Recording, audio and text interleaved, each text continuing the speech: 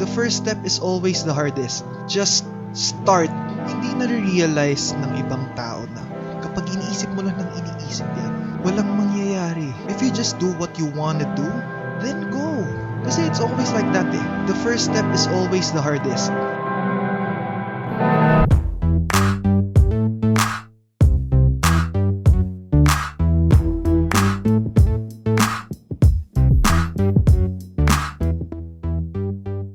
Hey, what's up guys? It's me, Mark. And I'm very happy right now. Siguro pansin nyo na rin sa boses ko because this is my first episode. Yeah. Let me tell you something about me first, okay? I'm Mark Albert Garcia. I'm 21. I'm 22. Kaka-birthday ko nga lang pala. Yeah. Well, I am 22 years old and I study in Mapo University and I'm studying right now computer science. Di pa ako graduate. Well, this year gagraduate na ako kasi pinapagalitan na ako ng nanay ko. Okay, let me tell you why I started this podcast. Si Gary Vaynerchuk, go check him out on YouTube.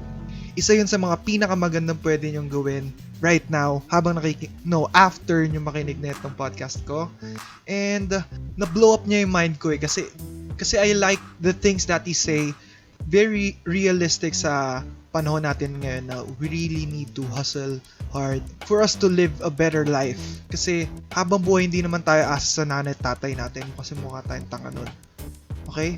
That's one point kung bakit ko in-start yun. Another thing is, I also want to inspire people and help people not to be inspired by my story. Kasi alam ko yung story ko, bulok yung story ng buhay ko. And I want to inspire people kasi in this podcast, I'll be collecting millions of information from other people and I'm gonna be sharing it to you guys. Lahat na experiences nila, lahat ng mga struggles nila, we will all gonna be learning about it in this podcast. And I also want to share to you because I also want to tell to you guys na hindi lang kayo may problema, wag rin kayo mag-iinarte kapag may problema kayo. I'm that kind of person dati nung bata ko. And I want you guys to realize na problems are normal. Lagi yan nasa buhay natin. We have problems for us to learn. Tandaan nyo yan. That's lesson number 1 for me. Also lesson number 1 for you guys. When we have problems, mag-reflect kayo guys sa kung anong ginagawa nyo when you have a problem. Tignan nyo kung yung ginagawa nyo is bad or good. Do you go attack your problem para isolve yun? Or do you just let go of your problems? The worst thing you can do with your problems is to let go of it.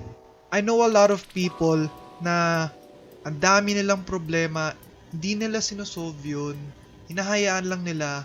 In some point in time in the future, lahat ng mga problema na yun, magiging parang isang bubble yun na papunta sa kanila at puputok dun sa harapan ng mukha nila. The worst thing that you can do with your problems is to let go of it. No matter how easy or hard, kung masakit man yan sa puso nyo, yung problema na iniisip nyo ngayon, huwag nyo hahayaan yan kasi malay mo yung problema na yan ay yun yung magbunga ng bulaklak sa buhay nyo eh. Mag-reflect kayo sa sinabi ko sa inyo. Pag-isipan nyo, kahit i-pause nyo muna to, pag-isipan nyo yung problema nyong hinaharap ngayon and go think of a solution that will solve that problem. And by the way, hindi ako life coach, hindi ako kung anumang coach sa buhay. Sinasabi ko lang kung ano yung ginagawa ko kapag may problems ako. Lahat ng i-share ko sa inyo na information is from my own perspective, from my own heart, from my own brain, and from my own subconscious mind. Bigyan ko kayo ng isang problem na hinaharap ko ngayon and I think this is relevant sa akin kasi this is about this podcast. Wala akong idea kung paano ko i-start itong podcast na to. As in, by the time na nire-record ko to, I have not even one idea kung paano ko to i-stream. Well, for other people, pag narinig nila to, that's just a fucking little problem, Mark. Hindi lang naman mas resolbahan yan. Yeah, I know. madali lang na maresolbahan to. Pero yung struggle ko was to start this podcast. Let me share you my story. Kapag ako may ginagawa, I always want things to be perfect. To the point na yung gusto kong ilabas na product for other people, I want it to be perfect to the point na hindi na siya matutuloy.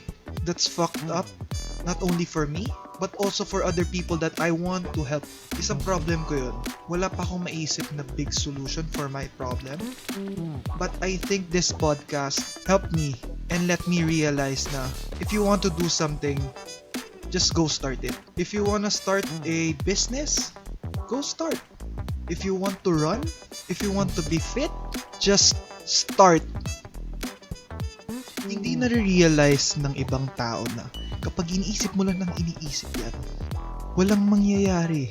If you just do what you wanna do, go start it kahit palpak, then go. Wala namang mali sa pag-start. There's nothing wrong na imperfect yung starting point natin. Kasi it's always like that eh. The first step is always the hardest. A lot of people are telling me, my coaches, professors, my friends, my relatives, lahat. They always tell me that. So if you have anything on your mind that you wanna start, just go ahead and do it. Okay? Text me, Mark, I have an idea. Ganito ganyan. I already started it. Dude, I'll be so proud. Maiiyak ako sa ganun. I'm very emotional. If I know I help someone, I'll be freaking emotional. And I wanna help people to be better. I don't want people to be just sitting in their house na walang ginagawa. Every fucking day, wala kang ginagawa. Kasi sayang yung buhay natin eh. A lot of old people are telling me na, go live your life to the fullest. Never ever waste your time, your effort, your energy. Ayun yung natutunan ko every time I talk to other people or when I'm reading books. Sabi nga ni Robert Kiyosaki, time is the greatest asset that you've ever got. Go live your life to the fullest.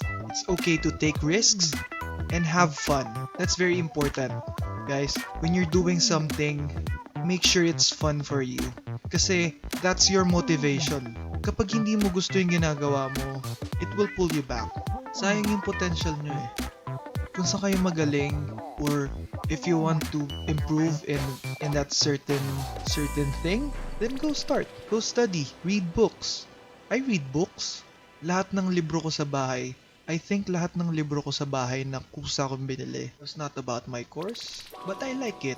I actually want to transition sa other industry. I already told my parents about it.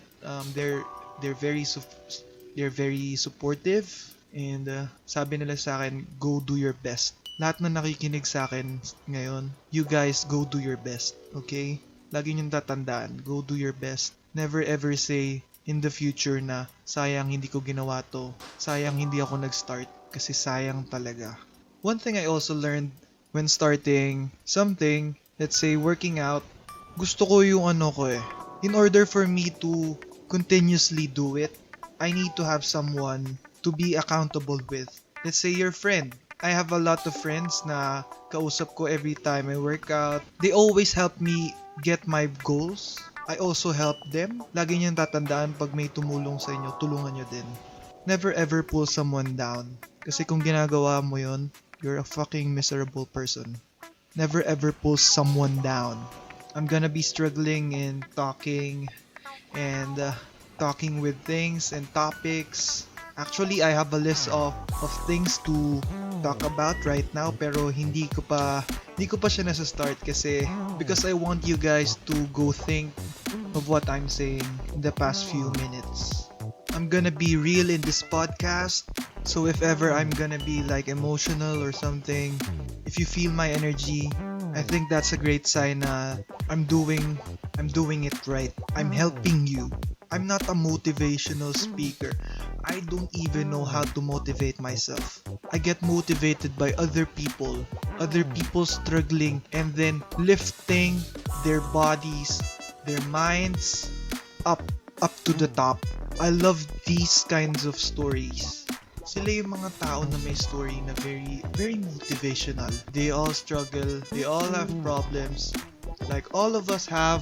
And if you leave your problem, most likely hindi ka lalaki, hindi ka mag-improve, hindi gaganda yung buhay mo like what you have been always dreaming of. What are your dreams? Gamitin mo yon to make you motivated or make you energized. Play some music. That's what I am doing. Actually, before ko i-record ng podcast, I'm listening to a lot of music. It makes me very energetic. My nerves are alive when there's music. Basta anything that can help you lift your foot off and go to the path that you wanna go, just go do it. So it's Saturday right now. Oras na ba ngayon sa amin? But it's night. Yeah, it's 11:07 p.m. Gabi na, and hindi ako makapag-record ng umaga kasi may ginagawa sa kapitbahay namin. But it's okay. Yep. And I also wanna tell you, friends. Okay, friends na itatawag ko sa inyo. Friends na ang itatawag ko sa inyo as of now because I want to connect with. Okay, friends na itatawag ko sa inyo because I want to connect with you guys. I mean friends. Yeah. Okay, friends, ingat kayo because may bagyo ngayon. Yup. Anong tawag doon? Wait, bagyong Rolly. Let's see. Titignan ko dito sa news. Hindi na makapag-scan. But you guys, ingat kayo and don't lose hope because somebody or someone will help you no matter what, in what situation you are. Kung sa tingin nyo or kung feeling nyo sa damdamin nyo na parang, or feeling nyo sa kaloob-looban nyo na parang walang tumutulong sa akin, guys, there's always someone that's helping you. Hindi nyo lang alam kasi hindi nyo pa sila nakikilala. Kaya never ever say na walang tumutulong sa inyo. Okay, in this part, I'm gonna be starting yung question and answer portion. Yes, may question and answer portion, parang pageant lang. Naalala ko yung times na sumali ako sa pageant. I think that was 2016. And grabe yung struggle ko that time kasi hindi talaga ako magaling sa ganito Q&A portion. Basta anything that wanna makes me speak in public, grabe yung stress ko doon and hindi ko kaya. But I think this podcast nga, just like what I said a while ago, this thing really helped me to go push my limits, to go way beyond the red line of my life. I want to improve. I also want you guys to improve. I want to help you. I'm not expecting you to help me. That's okay. Okay lang yun para sa akin. I just want to help you guys. That's me. Ako yung tao na kahit dyan lang ako sa tabi, basta makita ko kayong masaya, masaya na rin ako. Okay. Dito tayo sa Q&A portion kasi baka makalimutan ko pa. I asked 3 questions sa Instagram, sa Facebook kasi that time wala rin ako maisip na topic na pag-usapan, but good thing gumana yung utak ko the night before and ito nga, I asked 3 questions. Good thing na lang marami ring sumagot and thank you guys. I really appreciate it and I couldn't have done it without you. So yung first question, I asked them, what do you want to say to your younger self? Mamaya na yung answer ko. Unahin ko muna sila kasi I think mas important itong mga sinasabi ng ibang tao. Mga sinasabi ng mga friends ko because I want to share their experiences for us to learn, even me. This is one way for me to learn actually. I'm planning on having guests in the future. Kahit sino, kahit tambay ka sa kanto, kahit kung ano man trabaho mo, kung ano man experience mo, kung gaano ka man kayaman, gaano ka kahirap, wala akong pakialam. I just want to talk with other people because that's one thing that I wanna do for myself also, for me to learn. Okay? So ayun nga, ulitin natin yung question. So what do you want to say to your younger self? So sabi ni Daniel, pinsan ko. Yeah. Set your priorities straight. Isa yan sa mga struggles natin ngayon. I know a lot of people, ganyan din. Yup, they all struggle with setting their priorities. So ano ba uunahin natin? Let's say, do some bullshit things na hindi naman natin kailangan talaga. Or let's say, go read the book. Go write. This thing helped me. Nagsusulat ako ng mga priorities ko every day. I have this checklist every day na ginagawa ko tuwing gabi. The day before I set, titignan ko na lang para mas ma-explain ko. Yeah. I have this to-do list for tomorrow and for the week. So magkaiba-iba. So guide ko na kayo sa to-do list ko. I have 3 main na checklist dun sa to-do list na yon. I have things to do in the morning, in the afternoon, and at night. Isa na dun sa mga lagi kong nilalagay sa to-do list ko was to always do meditate at least an hour or less than an hour. I think that helps. I think that's a good time. Gusto ko ring i-share sa inyo na sobrang laki ng tulong ng meditation and I want you guys to try it. I've been doing it ilang months na ba? By the time na nagka-COVID, all this pandemic, na-stress ako, I don't know what to do. So I started on researching about how can I help myself. So ayun, nakita ko nga na meditation is very good. Hindi ko naman pinipilit na sabihin na i-try sa inyo, but I recommend it because sobrang effective niya. I know magsustruggle at first, but if you guys do it every day, just be consistent. Do it every day, at least 5 minutes. 5 minutes. Sobrang laking tulong nun sa inyo. And after you meditate, sobrang sarap ng feeling. Sobrang sarap ng feeling sa ulo, sa katawan, and sa paligid. By the time you open up your eyes, parang feeling mo na buhay ka ulit. Yeah. Set your priorities straight. Si Renz naman, sabi niya, all is well. Jasper. Natatawa ako sa sinabi niya dito. Kasi very aggressive siya sa sinabi niya sa sarili niya. Sabi niya, pre, ang tanga-tanga and make wise decisions. Make wise decisions. Babalik ulit tayo dun sa may unang sinabi ni Daniel na set your priorities straight. Very important. Simpleng bagay lang but it's very, very important. Si Derek, sabi niya, mag-exercise. Yeah, it's very important to do exercise. Ngayon, nagsastruggle ako but I'm very active nung before pa mag-COVID. I've been exercising my whole life. Since I was a kid, I was a very energetic person. I love being active.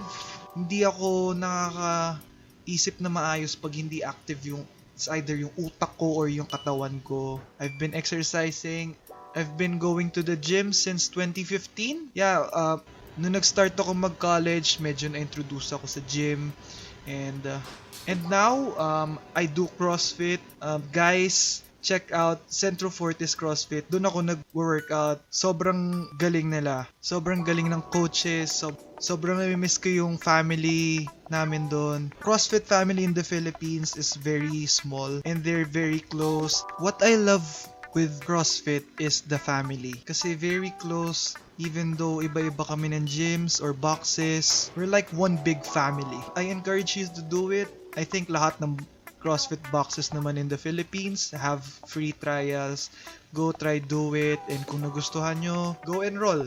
It's fun, and I also want to say na ang CrossFit is constantly varied, meaning every day, iba-iba kami ng ginagawa. What I also love is kahit anong level of fitness mo, makaka-relate ka sa CrossFit kasi they have different scalable movements na pwede mong gawin. That is why I love CrossFit. I've been doing it for almost 2 years na. I think 2 years na. So next. So don't forget to exercise and eat good food. Eat good food not junk foods, water lang. That will help you live your life to the fullest. Si Freddy, sabi niya, never settle down, do more.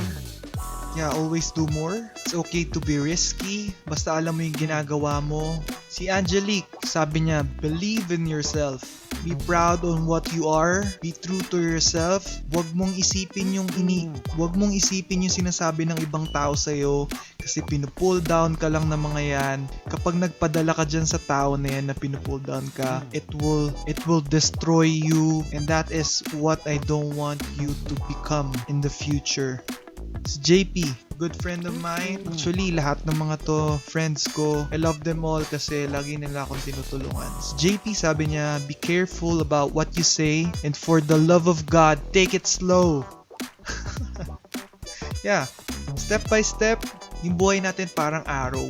We need to step back in order to move forward further. It's okay to step back or take it slow, step by step, baby steps, take it slow. Don't settle on things that are short term. I think for me, I wanna do things that improves me in the long term, not in the short term. I don't want to buy things that makes me feel good in the short term. I want to buy things or do things or invest in things that would make me better in the long term. Si Mine, she's a friend of mine from Thailand. Don't overthink that much. I know it hurts, but it's okay. Yeah, katulad nung story ko kanina that I always love to have the most perfect thing to pass or to whatever I am doing. Don't overthink that much. Yeah, I know it hurts, but it's okay. It's okay if may kulang. It's okay if there are problems. Just don't throw it away. If you wanna start to do something, go ahead. And lastly, si Cheska, she said, stop trying to seek approval from others. They will only drag you down. You are worthy. Tulad ng sabi ko kanina, katulad din ng sabi nila, lahat ng friends ko, it's like the same thing again and again and again. Stop trying to seek approval from others. Wag na wag niyong iisipin yung sinasabi ng ibang tao sa inyo. Be yourself. Ayun yung natutunan ko this pandemic. Be yourself. Be what you want. Never ever do something just for other people to like you. That's fucked up. Tagalogin ko para in case di nyo naintindihan yung English ko. Wag na wag kayong gagawa ng bagay or bumili ng bagay para lang magustuhan kayo ng ibang tao kasi sobrang daming gumagawa nun ngayon. Isa ng factor dun yung social media. I'm not against social media. It helps you a lot with other things. Pero there are times kasi na kainggitan kasi kunwari nakita mo si one person na laging nagagala lang or lagi lang bumibili, lagi nag-shopping, ganito ganyan. Those situations, it fucks your brain. Nagugulo yung brain mo. Parang naiinggit ka. Tayong mga tao, it's normal to think about, normal lang na isipin na yung inggit, pero to do something na para lang magustuhan ka ng ibang tao, there's a problem eh. For me I don't know with you, if that's what you want, then go ahead. Wala akong problema doon. I have no problem kung yun ang gusto nyong gawin. Go live your life. Gawin mo kung anong gusto mo. I don't care. Basta yung thinking ko, that's it. Let's go to the next question. I like this topic, yeah. What's the greatest investment you've ever got? Konti lang yung sumagot. Maybe di pa nila na-realize yung mga ginagawa nila are investments. Si Rian, yeah, she said, investing feelings in the right person. In love to. Yeah, investing feelings in the right person that is also financially mature. It's very important to have for me, it's very important to at least have basic knowledge about finances. Anything na may kinalaman sa finances, financial literacy, it's very important. Iniisip ko, I don't know kung marami na ba akong natutunan about financial literacy, but I know a few things. Yes, I know, I study a lot. Ayun yung lagi kong binabasa. I think I have 5 books about finances, about investing, about personal finance.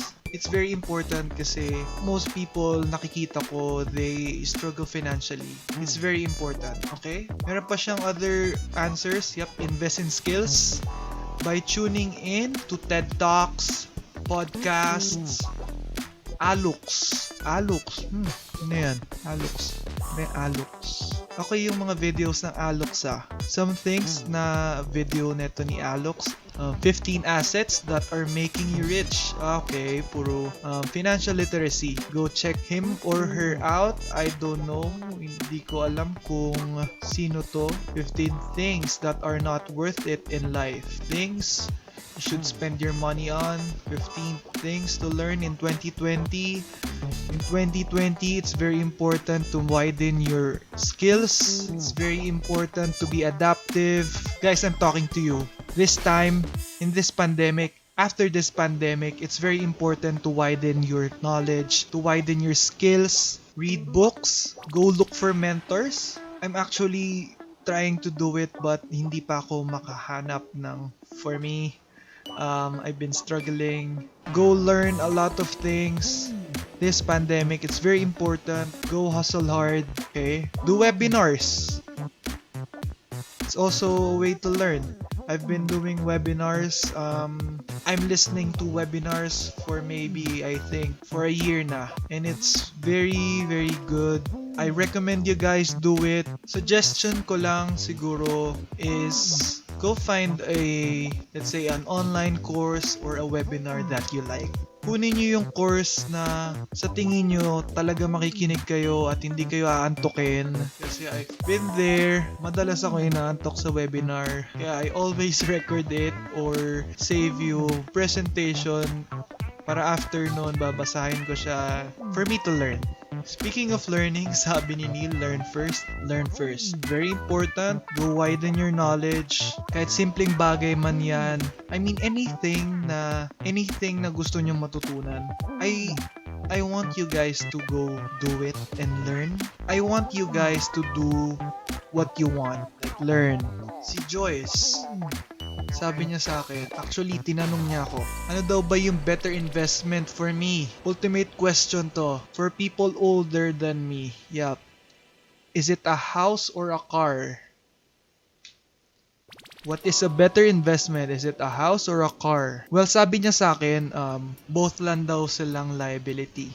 But it depends. Liability meaning, naglalabas lang siya ng pera sa pocket mo. Meaning, walang pumapasok na pera dyan. Hindi siya kumikita. Yung kumikita is called assets. Yung assets and liability, they're very basic terms, but very hard to understand, lalo na kapag hindi nyo alam kung ano talaga yung assets, tsaka kung ano talaga yung liability. These two words are very functional, are very realistic, and you guys need to know what assets are and liabilities sa buhay nyo. Hindi lang yan finances, hindi lang yan bahay, hindi lang yan kotse, pati rin yan mga ginagawa nyo. In simple terms, buhay nyo. Okay? Sabi niya, both lang daw siya liability.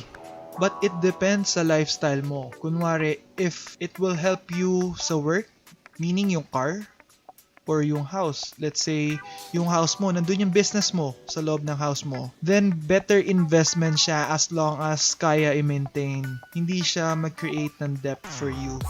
Debt meaning utang. It's very simple, yeah. It's very simple. They're very simple terms, but very complex na meaning. But for me, I think, not for you. Not for you guys na nakikinig. Doesn't mean na may bahay ka, they're assets. I know a lot of you people will say, yeah, asset yung house ko. Kasi nandun yung emotional attachment nyo sa bahay. But in reality, your house is really not your asset. Let me explain. Yung house nyo is not an asset. For me, For me, because, let's say, madami kang gastusin kasi, di ba? You have electricity, water, internet, basta yung basic necessities, food, everything. Yung house nyo, hindi naman yan nagpapasok ng pera. Unless, let's say, pinaparenta mo yung bahay mo. That's an asset. But if it brings importance to you, kung alam mong valuable sa buhay mo yung house mo, I know it's an asset kasi nakatira ka dyan sa bahay na yan. That brings you value na may shelter ka. And guys, appreciate your life kasi ang daming tao na nakatira lang sa kalsada and wag kayong magrereklamo na walang internet, wala kayong tubig, hindi kayo nakakain ng masarap na pagkain kasi ang daming tao, wala nang ang tubig na iniinom, wala nang ang bahay na tinitirahan, wala silang pagkain, but they're still very happy and they're very strong. So please, i-appreciate nyo yung mga blessings na binibigay sa inyo. Let's go to the next question. JP. Sabi ni JP, was education for sure. My parents aren't that well off to send me to college without a care with expenses, so the investments they put in my education would be the greatest one yet. So sabi niya, yung education niya for him is the greatest investment that he's ever get. They struggle with their expenses. Alam niya yung value ng education to make his parents proud, and it's very important. I also want to tell you guys na it doesn't mean na hindi ka nag-aral ng college, meaning bobo ka na. Let me say it straight to you na walang kinalaman yung college education mo, yung high school education mo, kung gaano ka ka-successful sa future mo. It's your decision to become successful in your future. Hindi mo kasalanan na pinanganak kang mahirap, but kasalanan mo na yan kung nag-struggle ka sa buhay mo in the future, wala kang ginawa, reklamo ka lang ng reklamo, wala ka namang ginagawa. That's fucked up. I hate people when they do that. Reklamo sila ng reklamo, pero hindi naman nila ginagawa. Let's say for example, lagi ko to nakikita sa bus. Yung mga tao lagi nilang sinasabi, ano ba yan? Ang kalat naman na itong bus na to. Ang dumi naman ng bus na to. Tapos maya maya, makikita mo sila. Nagtatapon ng candy, iniiwan nila yung bottled water nila. Sobrang hypocrite. I hate that. Siguro kung meron akong strength that time na i-confront ko sila, I would do that. Kung ngayon, ginawa nila yun ngayon, I would definitely confront them. Kakausapin ko sila. Hindi ako magagalit sa kanila. I don't want them to feel uncomfortable kapag kinausap ko sila because it will make them mad, and being mad doesn't solve you things. Sabihin ko na lang sa kanila, please pwede pakitapon na lang po ng bottled water nyo or yung candy nyo kasi makalat. Maawa din tayo sa mga taong naglilinis, guys. Yung ikalat yung basura nyo kung saan lang. Let's go to the last question. Okay, ang haba na ng podcast na to, but thank you guys if you're still listening to me, and I wish nakatulong ako sa inyo this day to give you motivation. Whatever you're doing, let's say you're cleaning your car, you're cleaning your kitchen, you're doing your chores, siguro naglalaba kayo, maybe you're working out, you're running, you're walking, maybe you're sleeping, or maybe just woken up and you saw my post na up na tong podcast na to, and I wanna thank you guys for listening. I really appreciate it. I want to improve myself, so I want you guys to give me your thoughts about this podcast, kung anong pwede kong gawin in the next episode, or kung gusto nyo mag-guest, pwede din naman. Why not, diba? Everything's possible. So the last question is, how do you help yourself mentally? So si Daniel, sabi niya, he's working a 9-to-5 job which is very stressful. I know a lot of people, siguro may mga nakikinig sa inyo na that works also a 9-to-5 job. I'm very proud of you guys kasi grabe yung patience nyo, and I don't know your struggles kasi I'm not working. I have some experience in working, but not from a 9-to-5 job. So ginagawa niya daw to help himself. Si Daniel, sabi niya, I distress by going out for a spirited ride on my motorcycle. Kapag feel nyo stressed out na kayo guys, it's very bad for your body. Nakita ko na yung effects ng stress eh. I've seen it with other people, I've seen it with my friends, my family members. It's very important to distress. Kahit isang oras lang, siguro. Go distress, try meditation, or katulad ni Daniel na he goes for a spirited ride on his motorcycle. Maybe go somewhere that you love or eat. Very helpful. Help yourself. Kasi ayoko din naman makita kayo na nasa-stress. One recommendation is to watch a comedy skit or go watch a comedy movie or anything that makes you laugh, because laughter is the best medicine, sabi ni internet. Yup, the benefits of laughter. It's true, laughter is a strong medicine.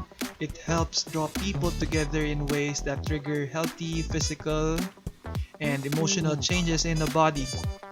So, laughter strengthens your immune system, boosts your mood, diminishes your pain, and protects you from the damaging effects of stress. So that's very important na recommendation ko for you guys. Because I'm also doing it kapag feeling ko sobrang dami ko nang ginagawa.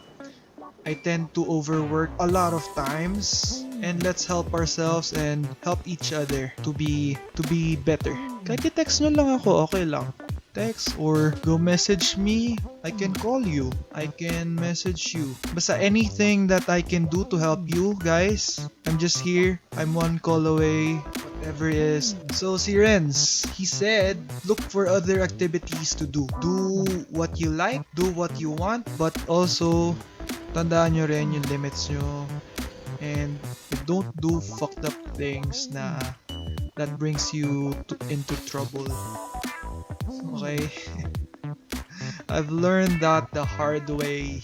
Si Derek, sabi niya, setting a clear path to your goal. Go right. Go right? Or you can draw or anything. Actually, gusto ko nga matutong mag-drawing or mag-painting. But now, wala akong materials. But in the future, most likely gonna try to paint. Si Lalit, next niya, I do journaling, writing or painting, and taking the time to focus on my thoughts. Kaya siguro naisip ko yung painting kasi nakita naman ako yung painting. I also wanna do that, just like what I said a while ago. I do journaling. I have, I think, 3 notebooks. One notebook ko is for my reminders. Yung isa kong notebook is for my workout journal. And the last one is for my everyday journal. Next, si JP, he said, as boring as it sounds, exercise and reading or listening to podcast while doing something productive, even how small it is. Nakikinig ka ng podcast habang nagwawalis ka, nagluluto ka. Basta anything that makes you feel good, just go do it.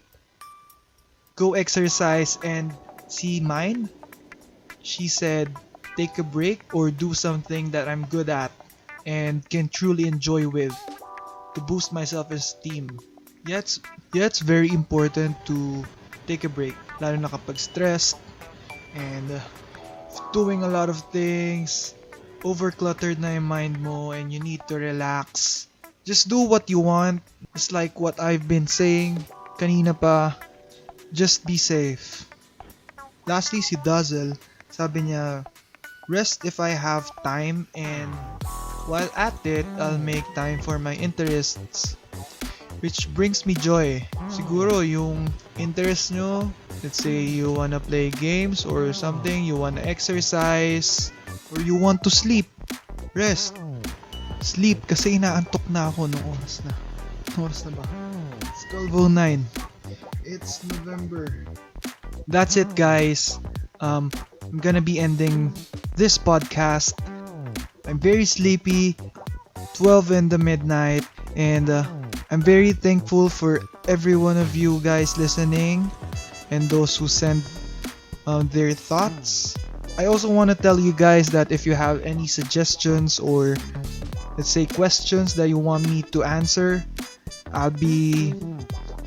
just hit me up. My Facebook name's Mark Garcia. Medyo mahirap hanapin, so siguro sa Instagram na lang. My username on Instagram is at Mark Garcia. Mark Garcia. MAARKGARCIA.